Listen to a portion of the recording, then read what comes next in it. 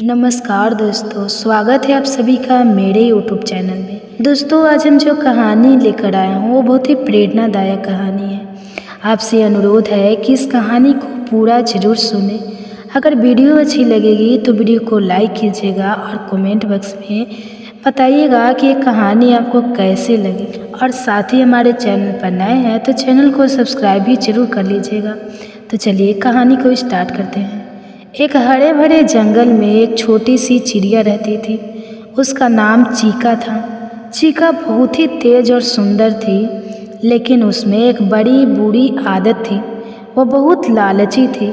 उसे हमेशा दूसरों की चीज़ों पर नज़र रखने की आदत थी और जितना भी मिल जाए उसे कम ही लगता था। एक दिन चीका जंगल में उड़ रही थी कि उसे एक पेड़ पर मीठे मीठे जामुन लगे दिखे। वह तेजी से वहां पहुंची और पेट भरकर जामुन खाने लगी।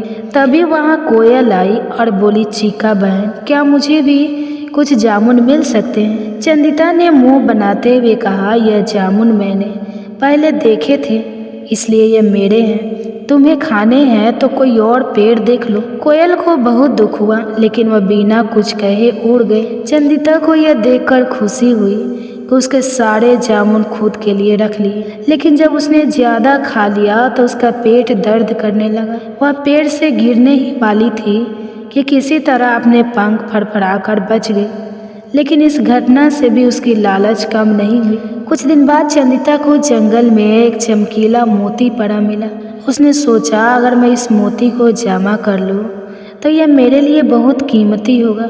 उसने मोती को अपनी चोंच में दबाया और उसे अपने घोंसले में ले गई। थोड़ी देर बाद जंगल के राजा शेर की दहाड़ सुनाई दी। वह जंगल के सभी पक्षियों और जानवरों को बुला रहा था। चंदिता भी वहां पहुंची। शेर ने कहा, राजमहल से रानी का एक कीमती मोती खो गया है। जिसे भी वो मोती मिले उसे लौटाना होगा। चंदिता सोचने लगी, अगर मैं यह मोती वापस कर दूंगी तो मेरे पास कुछ नहीं बचेगा। मुझे इसे छिपा लेना चाहिए। चंदिता ने मोती को अपने घोंसले में अच्छी तरह छिपा दिया और ऐसे दिखाने लगी जैसे उसे कुछ पता ही नहीं। लेकिन जंगल के जानवरों को चंदिता की आदतें मालूम थी।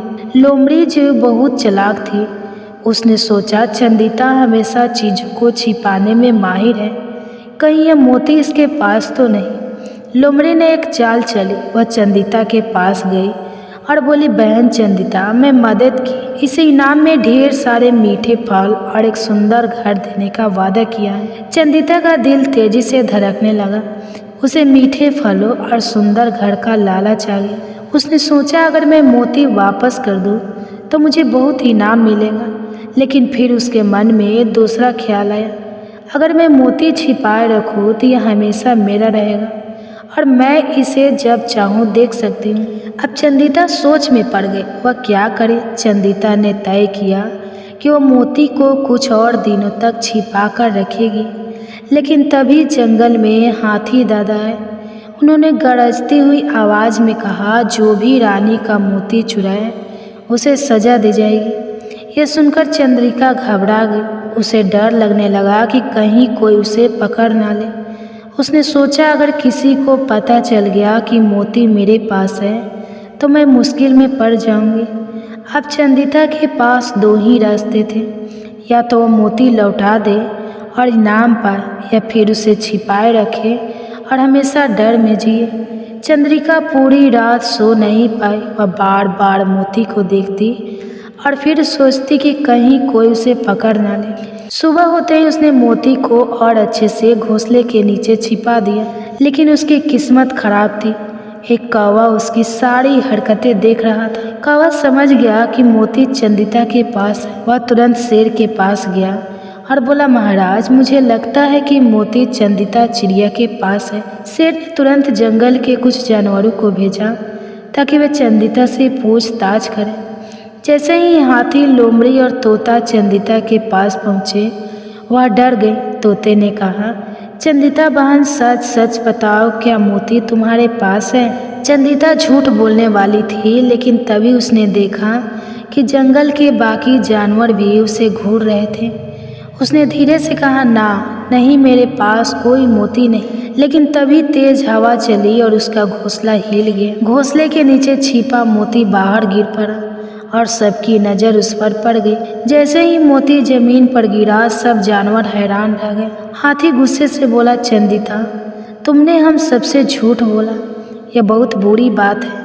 शेर को भी बहुत गुस्सा आया, लेकिन उसने सोचा कि पहले चंदिता से सच जानना जरूरी है। उसने गहरी आवाज में कहा, सच बताओ, तुमने मोती क्यों छिपाया?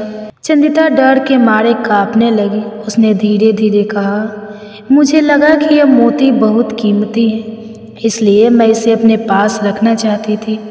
शेर ने कहा, लालच बहुत बुरी चीज़ है चंदिता, अगर तुमने पहले ही सच बता दिया होता तो तुम्हें इनाम मिलता, लेकिन अब तुम्हें इसकी सज़ा मिलेगी।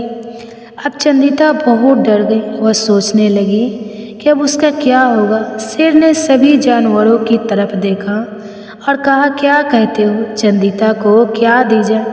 हाथी ने कहा, इसे जंगल से निकाल दिया जाए। लोमड़ी बोली, इसे कुछ दिनों तक भूखा रखा जाए। तोता बोला, नहीं, इसे एक और मौका दिया जाए, लेकिन इसके लिए इसे सबकी सेवा करनी होगी। शेर ने थोड़ी देर सोचा और फिर कहा, ठीक है, चंदिता को उसकी गलती सुधारने का मौका दिया जाएगा। इसे जंगल के हर जानवर की मदद करनी होगी ताकि इसे समझ आने की स्वार्थी बनना ठीक नहीं है। शेर के फैसले के बाद चंदिता बहुत दुखी थी। उसने अब जंगल के हर जानवरों की सेवा करनी थी। पहले तो वह नाराज थी, लेकिन फिर उसे समझ आया कि अगर उसने मन लगाकर सेवा की तो शायद सब उसे फिर से स्वीकार कर लेंगे। अगले दिन से चंदिता ने काम करना शुरू किया। वह हाथी के लिए उसकी पीठ पर बैठकर मक्खियाँ उड़ाती, तोते के लिए फल लाती और गहरियों के लिए छोटे छोटे घरों की सफाई करती। लेकिन उसके मन में एक सवाल बार बार उठ रहा था, क्या मैं सच में बदल गई हूँ या यह सब सिर्फ सज़ा से बचने के लिए कर रही हूँ? इसी बीच जंगल में एक नई मुसीबत आई। एक दिन जंगल में एक बड़ा बाज आ गया। वो बहुत ताकतवर और चालाक था। उसने शेर से कहा, मुझे इस जंगल में रहने की इजाज़त दो, नहीं तो मैं तुम्हारे सभी छोटे जानवरों को खा जाऊंगा। जंगल के सभी जानवर डर गए। शेर ने कहा, यह जंगल सबका है, लेकिन अगर तुम किसी को नुकसान पहुंचाओगे तो हम तुम्हें रोकेंगे नहीं।